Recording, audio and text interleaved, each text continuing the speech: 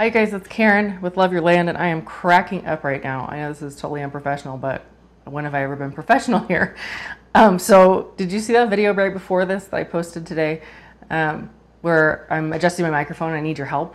So I just shot this video, or part of it anyway, and my microphone was lower so that you didn't hear breathiness, but it was so low that you could hear my stomach growling. I'm not joking. Oh my God. So I deleted that. So we're gonna start this all over again. Okay, so I was sitting in there earlier this morning and I was like, ooh, rainy day, it's a perfect day to do a video. And then I was gonna do a carrot seed saving video, and then I realized I didn't cut the seed heads off my carrot plants out there, and it's raining, so they're all wet. So those are out for now. They'll dry, it's okay. But I remembered I had a little box. Actually, my sister cut these off for me when she was here in August. So I have this little box of seed heads, and so I'm gonna be able to show you how to save seed with them. So the first thing to know about saving carrot seeds is, where the heck do the seeds come from? Like, if you've only grown carrots where you grow them, you plant the seeds and then you pull them up, you dig them up in this summer, you're like, there's no seeds involved. It's like carrot and green stuff. Well, that's because they're biennial. And what that means is the first year they grow stems and leaves and the root, the actual carrot.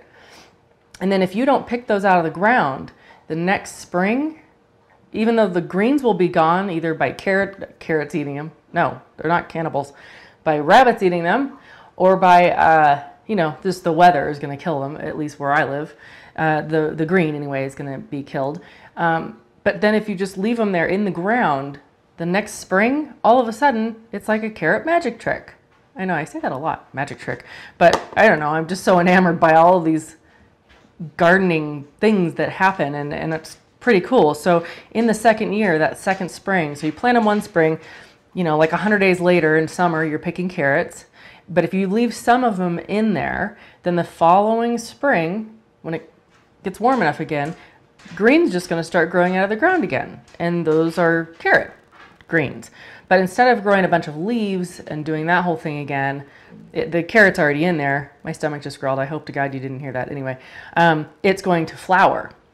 And it's gonna grow these big, beautiful flower heads. These are dry, but when they're not dry, they look like Queen Anne's lace, which that's because Queen Anne's lace is a wild carrot. But they're just beautiful, beautiful, beautiful. I posted pictures in the spring of mine, and they just blow me away. They start out green and then they turn white and whatever. But once they're ready to be harvested, because the stems get dry and crunchy, and so do the seed heads. So if you look at this real close, you can see 1,000,000 seeds all over there. And I will show you this up close. But first, no, I'm going to show it to you right now. So let me show you this up close. Okay, there's got to be like, I don't know, 1,000 seeds on that one seed head. This seed head came from one carrot seed. And while one carrot seed only makes one carrot, a carrot can produce more than one seed head. So if you imagine, if you just plant carrots and leave, even 5 of them in the ground for them to overwinter and then come back in the spring, you'll never have to buy carrot seeds again. So it's pretty cool. And they're so beautiful too. But they do start to fall off, so you're gonna wanna pull them off, or you're gonna have carrots everywhere that maybe you don't want them there. So amazing. And these don't actually smell, probably because they've been in the garage for so long, but usually carrot seeds smell, and I can't even describe what the smell is. It's just this amazing, incredibly subtle floral smell. It's like some kind of tea or something. I don't know, but it's amazing. So all you do, not unlike any of these other kind of dried seeds that you brush off of a seed head, you literally just kind of go like that into a container for sure, or something that's going to contain them, because they kind of fly around, and there is some dust involved. Not a whole lot, but it doesn't bother me, but I have heard people say that they're dusty. So you kind of rub them until you get them all over your sweater. No, just rub them until they all kind of fall off. And there's still more in there, but I'll show you that in a minute. And then you have, I'll just show you up close. Millions and millions of seeds. There is some dust and some little particles in there, but honestly, it doesn't matter.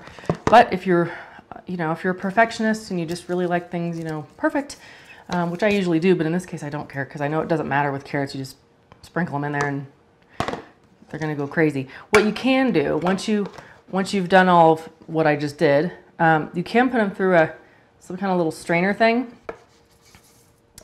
and just kind of go like that. You can kind of roll around. Don't smash them. They're pretty hardy actually for as small and delicate as they look, but you still don't really want to, break them. That would defeat the purpose. And then there's some little parts left over, little, I forget what that's called. I call it parts. You can just throw those on the floor or your sink. But just, you can go like that. And then as you see here, I did lose some seeds because the seeds are really small, but not that many. There's still bazillions in here just from 1.5 seed heads. And then you can just put that back in your little bin and keep going. And if you really want to, you can go through and pick out those little parts, the bigger ones that didn't make it through the mesh, but honestly, it really doesn't matter. So just keep going through and going like that with your seed heads. I mean, it's amazing. It's totally amazing. I swear, if you could guarantee one carrot would produce a seed head, you'd only need to let one carrot stay in the ground until next spring, because one seed head from a carrot produces so many seeds, it's unreal. But I'd still recommend that you left at least, I'd say leave 5 in the ground just to be sure. You can always share the seeds with your friends. I mean, who doesn't love carrots? I mean, somebody doesn't love carrots, but you know what I'm saying. There's so many from just one seed. I mean, from one carrot. It's amazing. That's probably from one carrot right there. And there's literally hundreds of thousands of seeds in my hand. So yes, this might be part of a seed giveaway. I don't know. Because again, I have 24 feet of carrots out there. I think I have to cut the seed heads off, and most of them are big ones like that. So I'm going to have a lot of seeds. Anyway, that's it. If you have any questions, I was going to say call me. Don't call me. Give me a call. No, if you have any questions, post a comment below or go to Facebook, and that's kind of where we all hang out. Go over there to Love Your Land page and ask me there. All right, I'll talk to you guys soon. Bye.